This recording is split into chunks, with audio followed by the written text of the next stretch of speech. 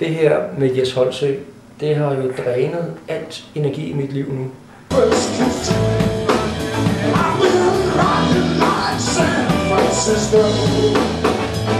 Jeg plejer at lave musikken, hvor jeg bare sidder og synger den samme tekst, det samme synger altid, som lyder rigtig skidt.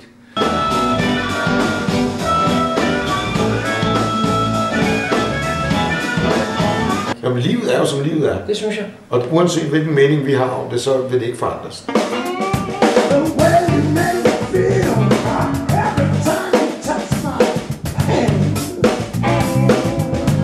Jeg har ingen dårlige historier. Så jeg var også helt lille på dans i Jitterbug, og så begyndte jeg at spille sådan noget Jerry Lewis klaver, der var jeg meget vild.